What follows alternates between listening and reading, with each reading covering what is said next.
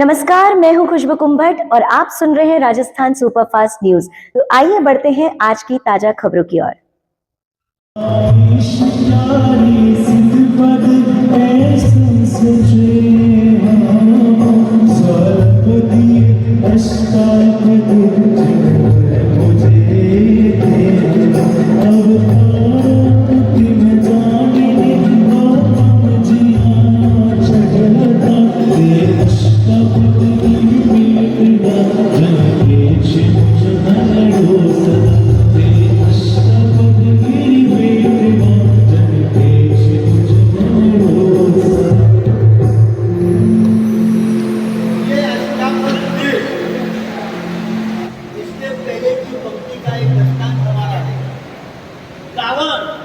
और मंदोदरी अपने विमान को लेकर के जा रहे थे तीर्थ की यात्रा और उसी अष्टापद तीर्थ के वहां पर था। तो रावण का विमान चलने से अटक जाए।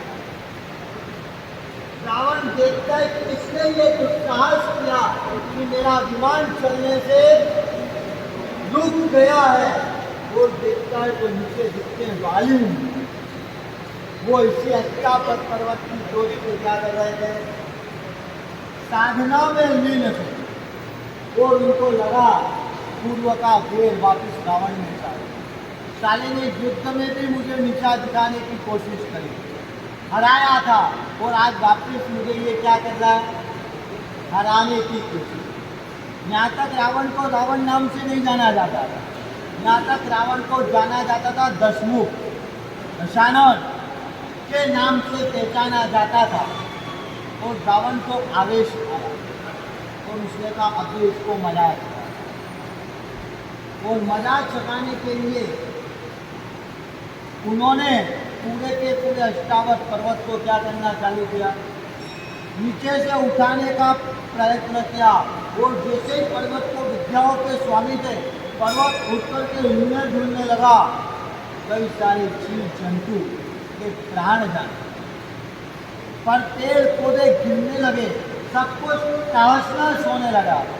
और वही उनका ध्यान टूटा, किसका, बाली मुनि का ध्यान। देखते हो वापिस इसको आइए, इसको वापिस लाइन पे लाना। उसके प्रति कोई उनको मन में कुछ भी नहीं था, इतने सारे जीवों की हिंसा के कारण मैंने कुछ किया नहीं, परमात्मा का चिन्हालय था, इसके लिए इसका विमान ऊपर से निकला नहीं। और ये इस चीज के लिए मुझे लेकर करके मेरे बेल के लिए मुझे कष्ट दे, समझ में आ सकता, पर निर्दोष पशुओं की हत्या और तीर्थ का विनाश वो सहन नहीं होता। और बाली मुनि ने सिर्फ अपने पैर के अंगूठे से उस पर्वत को ऐसा का ऐसा क्या करा, दबाया। वो जैसे ही दबाया, उसने तो पर्वत उठा रखा था, पर्वत दबेगा तो रावण क्या होगा, वजन उसको ही पड़ना है। जैसे ही दबाया और मारते रावण की आवाज निकली रा, और उसी आवाज से उसका नाम क्या रखा गया, रावण नाम। रावण नाम उसे मिलाओ तो इसी अष्टावक्र पर्वत के ऊपर, इसी अष्टावक्र गिरी के ऊपर मिला था। और फिर वहाँ वो माफी मांगता है, मुनि भगवान से क्षमा याचना करता है, और याचना करने के बाद किनारे में जाके पहुंचती है और भक्ति में तल्लीन होता है, वीणा बजती है। और अचानक से वीणा की तार और तार टूटती है तो अपनी जंगा की नस को खींच करके उस तार की जगह लगाता है, वो अविरत भक्ति चलाता है।